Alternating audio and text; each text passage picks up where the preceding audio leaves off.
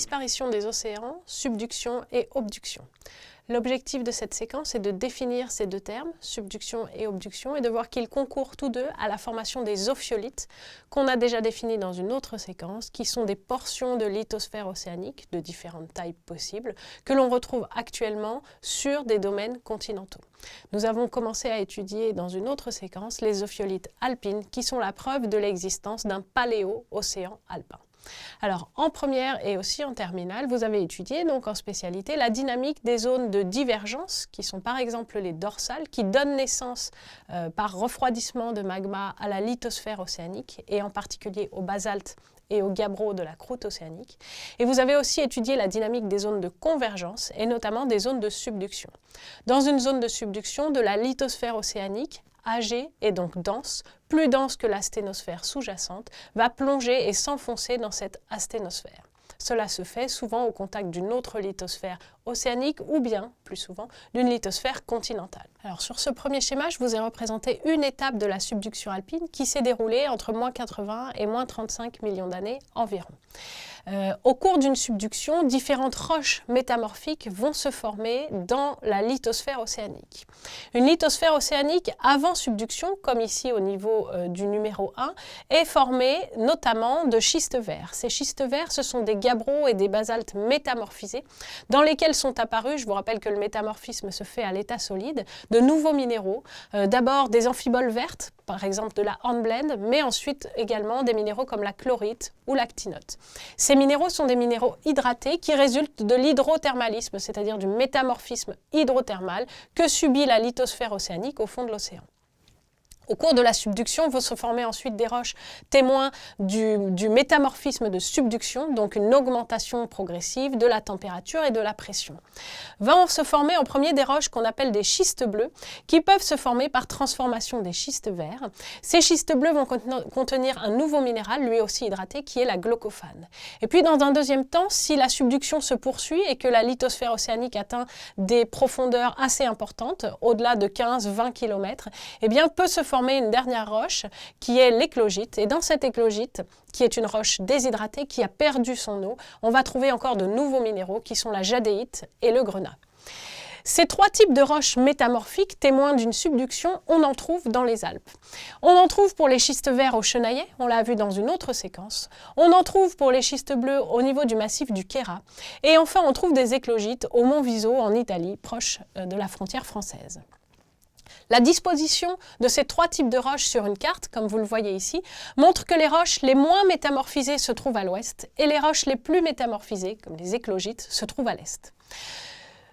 L'interprétation qui en a été faite, c'est que la subduction de l'océan alpin s'est faite d'ouest en est, avec les régions les moins métamorphisées, donc témoins d'un plongement moins profond qui se trouverait à l'ouest, et les régions contenant les roches, les ophiolites les plus métamorphisées, à l'est.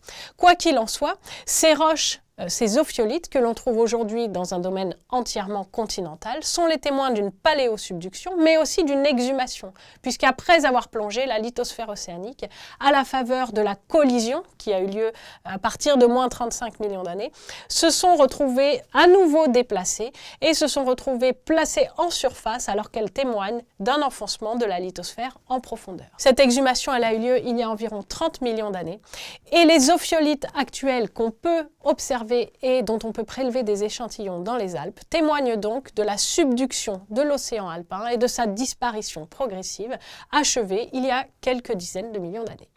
Maintenant, dans un deuxième temps et plus rapidement, on va aussi parler des ophiolites qui naissent à partir d'une obduction.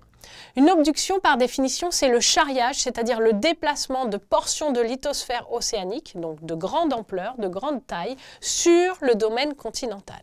Et c'est ce qui s'est passé pour donner naissance à l'ophiolite, aux ophiolites d'Oman. Oman se trouve au niveau de la péninsule arabique et est séparé par la mer d'Arabie, plus particulièrement à cet endroit-là par le golfe d'Oman, de l'Iran. J'ai représenté ici deux étapes, on n'est pas tout à fait à la même échelle que précédemment, deux étapes qui ont mené à la mise en place de l'ophiolite d'Oman. Il y a 85 millions d'années environ, on assistait à une subduction d'une portion de lithosphère océanique sous une autre portion de lithosphère océanique, ici. Et secondairement, au cours de ces millions d'années qui nous séparent donc de cette première étape, eh bien, il y a eu chevauchement par la lithosphère océanique du bloc continental qui correspond aujourd'hui au pays d'Oman. Ce bloc de lithosphère océanique est donc venu se déposer en partie à cause des forces de compression qui existaient donc dans ce domaine-là, qui rapprochaient l'Oman d'Iran et qui fermaient progressivement l'océan qui se trouvait à cette position.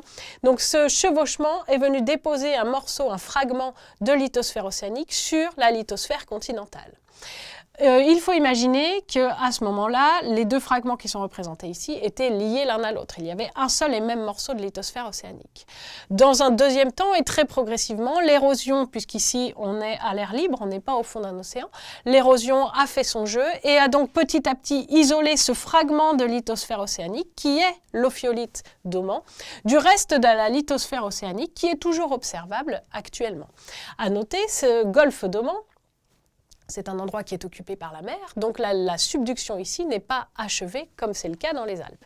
On peut donc supposer que dans les millions d'années à venir, il pourrait y avoir éventuellement la poursuite de cette subduction, la fermeture complète de cet océan qui n'est plus aujourd'hui qu'un bras de mer au niveau donc, du golfe d'Oman, et éventuellement la collision des deux blocs continentaux constitués à l'ouest par Oman et à l'est par l'Iran. Éventuellement, ces lithosphères océaniques en subduction pourraient alors donner naissance à de nouvelles ophiolites qui ressembleraient, de par leur mécanisme de formation, aux ophiolites alpines. Au bilan, ce que vous devez retenir, c'est que la disparition des océans se fait par subduction. Il y a plongement de la lithosphère océanique dans la sténosphère, mais certains fragments de cette lithosphère peuvent être préservés et se retrouvent alors en surface. Ils forment ce qu'on appelle des ophiolites. Ces ophiolites, elles sont trouvées en domaine continental et elles sont la preuve à la fois de l'existence d'un paléo-océan, mais aussi de la disparition de ce paléo-océan par subduction. Et enfin, pour terminer, vous devez avoir compris la différence dans le mode de formation de ces deux types d'ophiolites. Une subduction quasi complète et une exhumation qui va donner naissance aux ophiolites tels qu'on les trouve dans les Alpes, ou bien le charriage de panneaux de lithosphère océanique au-dessus de la lithosphère continentale qui donne naissance à des ophiolites d'obduction comme l'ophiolite d'Oman.